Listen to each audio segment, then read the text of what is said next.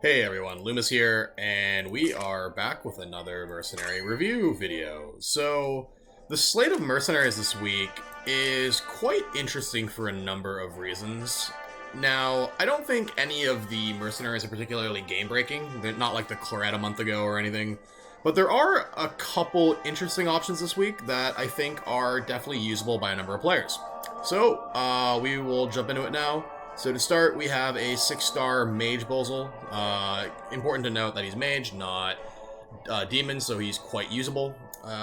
Looking at the enchants here, he has okay AB enchants, no PvP enchants, which is disappointing. He's also running 2+2 blue, which in my opinion is the inferior build. Clock Bozel is just so much more powerful. Being able to clock the AoEs and sleep makes him just extremely dangerous. He is fully runed and has the summon. You know, summons do still have a place in the current meta to body block and do some other interesting maneuvers. So, I mean, if this Bozel is stronger than your Bozel, I would definitely look to put him in your box. But, you know, he has none of the, I would call best in slot equips. Debatably, speed boots are okay. I think the meta has definitely moved more towards a bracer Bozel, but speed boots is definitely nice to have with 4 move on him. But I think this Bozel, only run him if he's better than your Bozel. I think he is a below average Bozel, but for a number of players, that makes him quite usable. So, take what you will from that. Next, we have a 4-star Rachel here, and 4-star is incredibly disappointing. This is just a very weak Rachel. 737 int is nothing.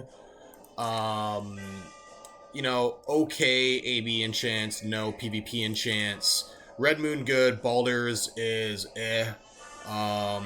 Soul Stealer's interesting. I'm not a fan of Soul Stealer on Rachel because she's not necessarily, zerging in.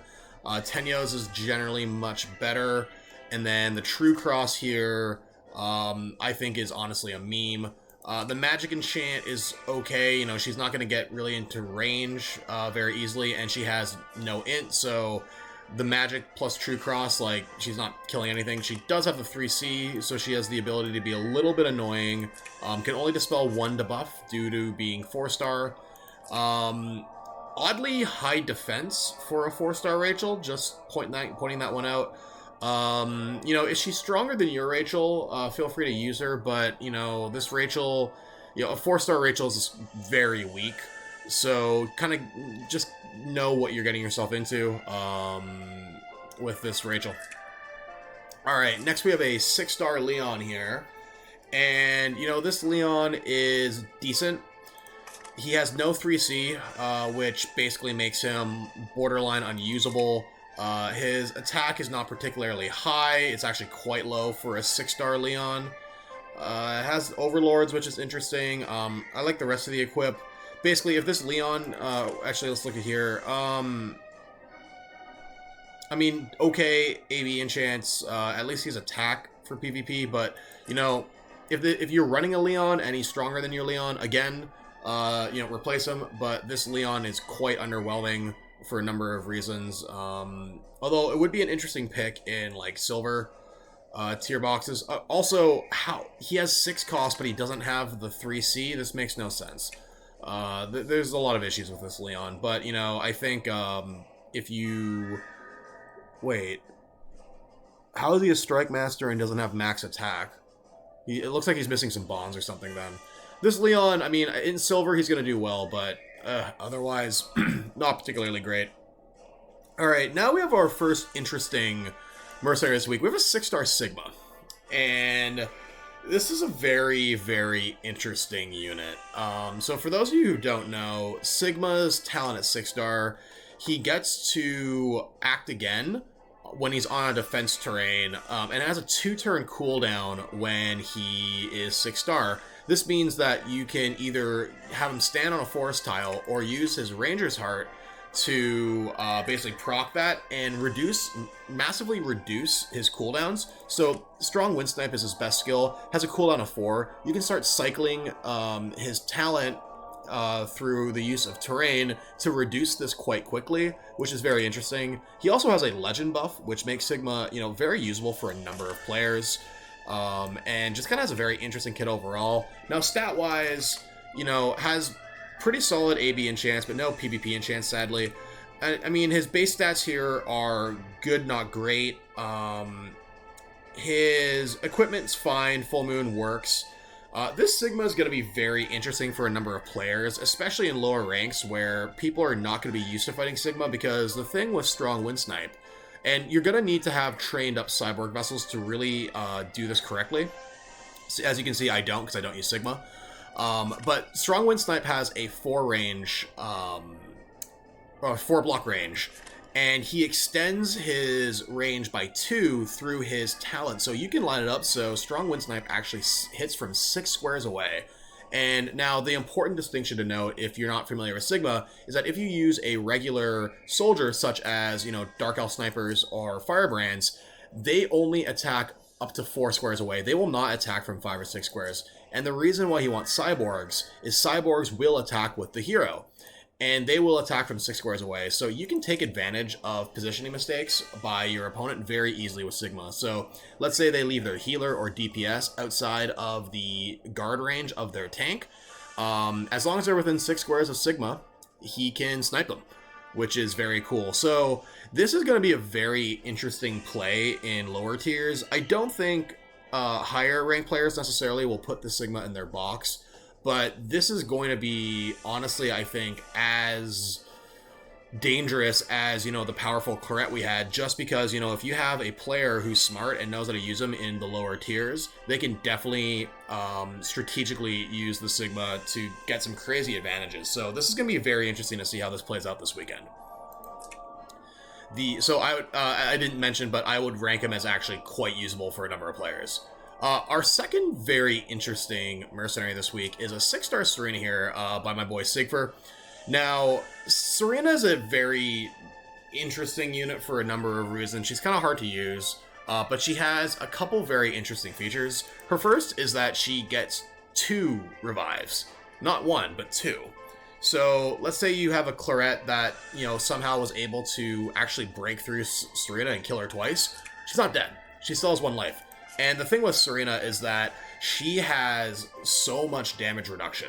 Just a crazy amount of damage reduction. Remember, this applies to soldiers too. So her soldiers, if you're running Zealots, and you have a level 10 Holy Light Protection, her soldiers have 60% damage reduction, which is crazy high. She also gets Solidarity, which increases her defense and match defense by a crazy amount. So her defense is higher than Vargas's, which means her conversion is also higher than Vargas's. So she gets a crazy amount of attack when she guards. She also has, a couple other interesting skills. She has a Shield Bash, she has a Ram. But generally speaking, you're probably going to run these 3 skills, the guard skill plus the 2 passives. Has Clothesline Pull and Spirit Boots, so it gives some flexibility. Hard Rock. This Serena is going to be extraordinarily difficult to kill. If you see here, 736 pre-battle defense. Very, very good AB enchants and pretty solid arena enchants. So the max for defense is 60, so he's only 1 off, and the max for defense on the AB enchants is 45. So he has a maximum roll on HP here. So this is just it's a very, very bulky unit, and it's going to be difficult for a number of players to kill. The big weakness of Serena is that, she can't guard magic, and you have to watch out because she has a clothesline pull. If you attack from 2 range with a mage, she is going to attack back, and she's going to hit hard because she just is going to have a massive attack stat after the conversion. So just keep that in mind. I would rank this Serena for anyone, honestly gold 2 or lower, as very usable. Just because I don't think, especially in silver and gold 3, I don't think a lot of players are going to have a good counter to this Serena. So she has very good factions as well. She's a legend unit, so just keep that in mind as you're building your box this weekend. But this Serena is probably better than a lot of your tanks, and should be thought of as such. Alright, now we have a 6-star Narm here. Narm is running Meteor, so that's why her attack is lower. So we're still looking at, over 800 pre-battle with Meteor, which isn't terrible. Narm kind of has low attack. you know, pretty bad AB enchants and no PvP enchants again, so that's going to limit her. Ullr's is going to lower attack more. I'm not a big fan of Ullr's Narm for a number of reasons. Just because it lowers her, damage output too much, and it's not like she has a guard bypass or anything to take advantage of attacking from 3 range. The one thing she can do, though, is she, even with the 3 range, she has diversionary tactics, which can block guard. So if your opponent, you know, is moving their healer too early, this is an area where you can take advantage of it strategically. No other runes, though. I would not rank this Narm very high. Also because Narm just doesn't really fit in most boxes, so I would generally stay away. But, you know, it could be used in a couple interesting ways. Alright, now we have a 6-star Chris here. AB enchant-wise, 0. PvP enchant, 0. So this is pretty bad. No 3C, no 6 cost. Terrible equipment. This Chris really sucks. I would not use her at all. There's no reason to. Alright, so we have a 6-star Liana here, with actually very good AB enchants. I would say, you know, very high int, max is 80, pretty good defense here. I don't know why they have MDF. No PvP enchants, sadly. They're wasting this Red Moon on Liana, where they could put, you know, a healing stick on her, and put the Red Moon on a character who wants it, like any mage. No runes, so this Liana, I mean, if your Liana's also not ruined, and this one's stronger, I would use it, but this Liana is not very good at all. And I would see little point of using her just because she has no runes, and her skill selection is pitiful. So this Liana is actually very unusable, and I would stay away. Alright, now we have a 6-star Freya here. It's just very low stats. You know, we have a incredible, you know, 10 per 11%. It's very, very, powerful Freya. You know, below average AB enchants, no PvP enchants again. It is fully ruined, but this defense stat is just very, very low for a Freya, and it's not particularly good. So, you know, unless you really know what you're doing, I would stay far away from this Freya. It doesn't even have max third heart bond, or sorry, max third bond heart. So yeah, I would not use this Freya, to be honest. And then lastly, I feel like I'm saying this every week, but I really mean it this week. I think this is the worst mercenary ever. This Lewin sucks. It's 610 pre-battle attack, which basically makes him slightly higher than my Leon, assuming my Leon was completely naked and had no AB enchants. Absolutely no enchants at all, AB or PvP wise. Oddly enough, has been ruined. I know it has the extra 12 attack from the Highlander path, because it has Blast. So this is a ruined Leon, and it's this bad. Equipment makes no sense. I'm assuming he just must have slapped on random stuff. Just don't put this Lewin in your box. It makes no sense. Alright, so to summarize here, I think the Sigma and the Serena are both very, very, very interesting for a number of players. Bozel and Leon are usable for weaker players, and Rachel potentially, and then the last 5 I would just stay far, far away from. So that's it for the video today, guys. Thank you so much for watching. If you enjoyed this video, I'd appreciate it if you could hit the like button and subscribe to my channel. And as always, if you guys have any questions or comments about the mercenaries this week, please let me know in the section below. Awesome, guys. Thank you so much, and I will see you again soon.